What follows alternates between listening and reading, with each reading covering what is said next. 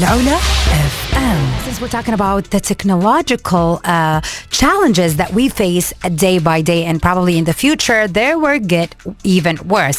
So we would like to know more about this. So we could not find better than Mr. Faisal Alsaif, a tech enthusiast, where he's going to share with us a lot of great information about handling and dealing with technology with all the latest trend. So welcome to the show, Mr. Faisal.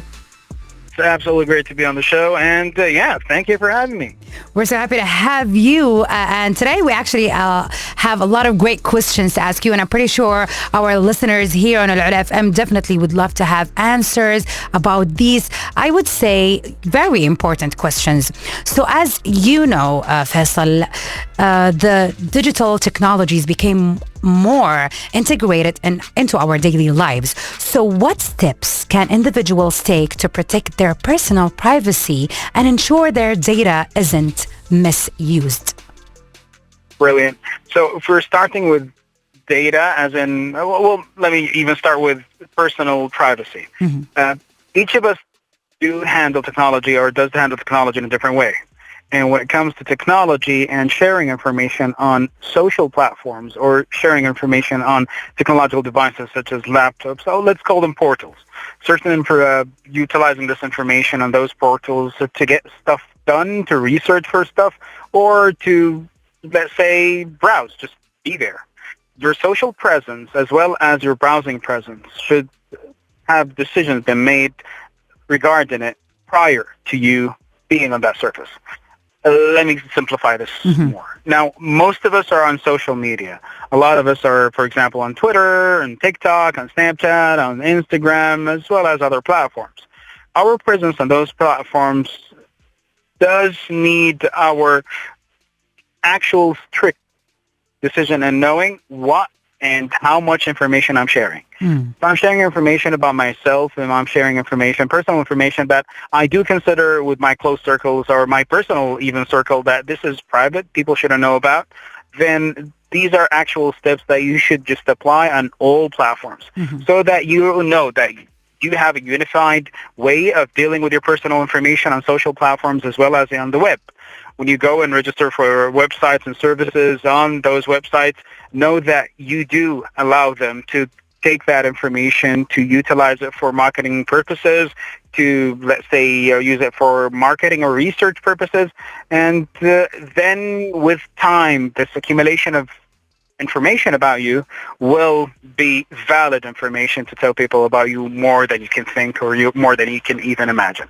So simplifying the perspective of if you're on social media, if you're a user of technology, and definitely in the Kingdom of Saudi Arabia, I think most of us are users of technologies. We depend on technology for our financial needs as well as for our information, actual governmental type of information needs. So all that tells us that with this high rate of adoption of technology, we should have an actual decision of what information am I sharing, how much of this information am I allowing myself to put online. You'll find some people that go and share their personal life on Snapchat, for example, and their profiles are public, or they put photos of the restaurants and the places, or even the place they work at, their workplaces on Instagram or on Twitter, and they tag the locations, and from there you know that they become easy targets, either for people who are, let's say they want to hijack their information, they want to know more about, they want to do a theft identity, or even if it comes to the most simplest of everything, it's just scams, and which is an actual trend with any country that has a very high penetration of technology use within its citizens. So the first decision is how much information you're sharing online. Be strict about that type of information. Don't share more. Don't share any information about, let's say, unnecessary information that shouldn't be shared to people. And keep a part of your life private. Just enjoy it. That's definitely true. And yeah, I kind of see what you're saying because, yeah, a lot of people just really don't think about it that way at all. They feel like, oh, no, people need to know what am I doing. I'm giving them benefits. You know, I'm being a beneficial account for them. They don't see it that way, but it's really important to keep this in mind. Another thing we want to ask you is with the rise in cyber threats targeting individuals, what particular measures can people adopt to safeguard themselves online without compromising their ability to fully engage with technology? If we want individuals to stay safe online, always use official applications to get things done through the application providers. Never click on anonymous links that you receive through communication platforms such as WhatsApp or even social platforms. Be aware that a scam can easily be created upon the information that you did share since day one of you being online.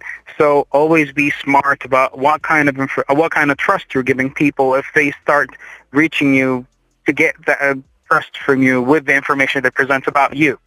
And definitely when it comes to the cyberspace these days, always be aware and always doubt everything that goes around you online.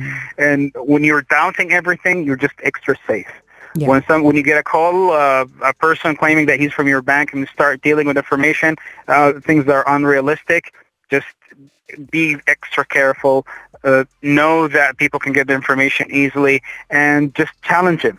Yeah. Challenge them so that you know you are getting as safe as possible on the cyberspace as well in real life these days because it's easily connected to our cyberspace. So the other question that we have for you today, I know we asked a lot, but actually it is a topic that is very sensitive, and I'm pretty sure that a lot of people are really interested to, be aware of what they should do when it comes to their privacy online, and of course to make tech actually work for their own sake.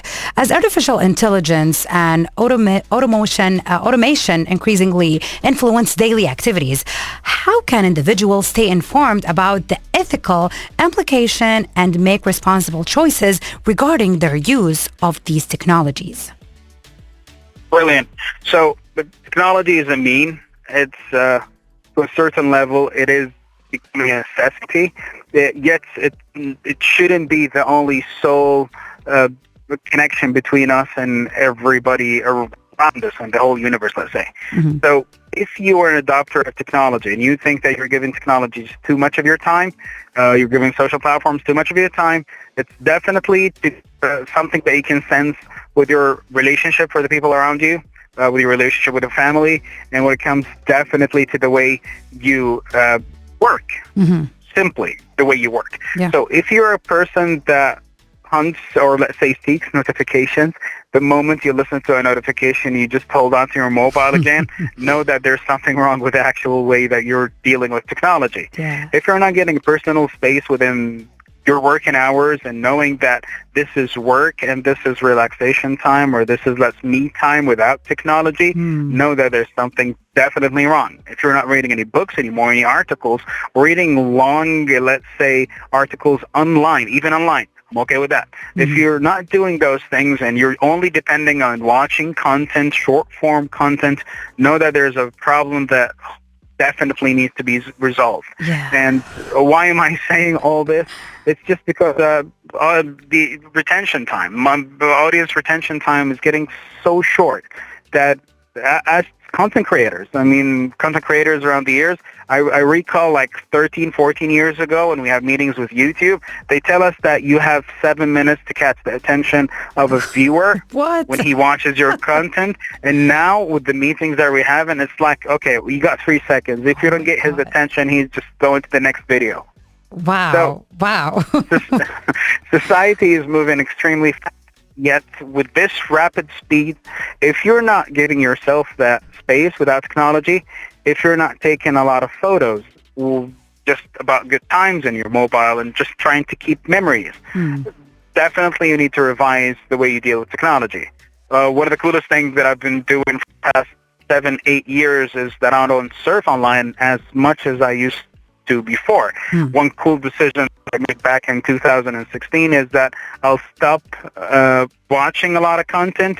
I'll solely work on creating good content and just focusing on my content, not knowing what others are doing in the same field. And that just gives an extra quality to the content I've been creating. And I'm saying to everybody who's out there, if you're living your life, you're not a content creator, you're just a normal person. If you want to give your life its own flavor, not be a trend follower or a trend seeker, or not trying to mimic what people do, or not trying to go where people went. You should definitely avoid social media and give your personal me time.